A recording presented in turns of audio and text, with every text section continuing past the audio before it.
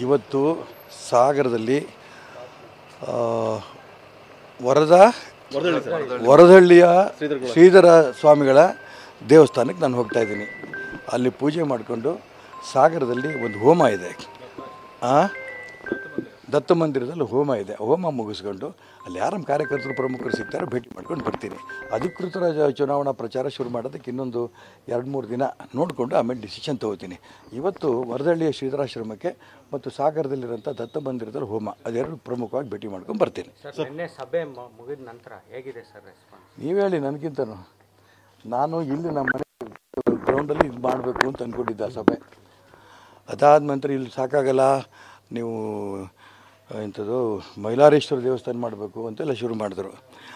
ಅದೇನೋ ಗೊತ್ತಿಲ್ಲ, ಇದ್ದಕ್ಕಿದ್ದಂಗೆ ಭಗವಂತನ ಒಂದು ಆಶೀರ್ವಾದ.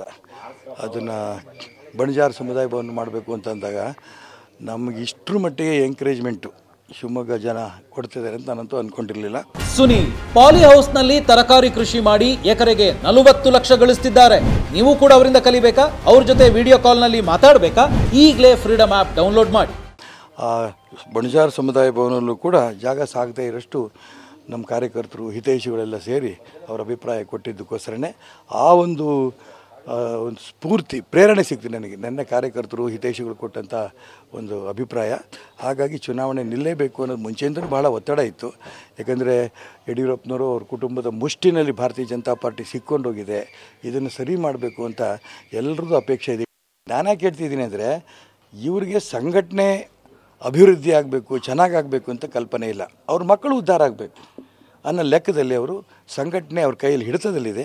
ಇದನ್ನು ತಪ್ಪಿಸ್ಬೇಕು ಅಂತೇಳಿ ಇವತ್ತು ಸಾಗರದ ವರದಹಳ್ಳಿಯ ಶ್ರೀಧರ ಸ್ವಾಮಿಗಳ ಒಂದು ಆಶ್ರಮಕ್ಕೆ ಹೋಗಿ ಅಲ್ಲಿ ಆಶೀರ್ವಾದನ ಕೂಡ ತೊಗೊಂಬರ್ತೀನಿ. ಅಲ್ಲಿ ನನ್ನ ಆಕಸ್ಮಿಕ ಅಲ್ಲಿ ದತ್ತಾತ್ರೇಯ ದೇವಸ್ಥಾನದಲ್ಲಿ ಹೋಮನೂ ಇದೆ ಅಂತ ಕೇಳಿದ್ದೀನಿ. ಆ ಹೋಮದಲ್ಲಿ ಹೋಗಿ ಆಶೀರ್ವಾದ ತೊಗೊಂಡ್ಬರ್ತೀನಿ. ಕರ್ನಾಟಕ ರಾಜ್ಯದ ಮೋದಿಗೆ ಅನುಕೂಲ ಆಗಲಿ ಅನ್ನೋಂಥ ಒಂದು.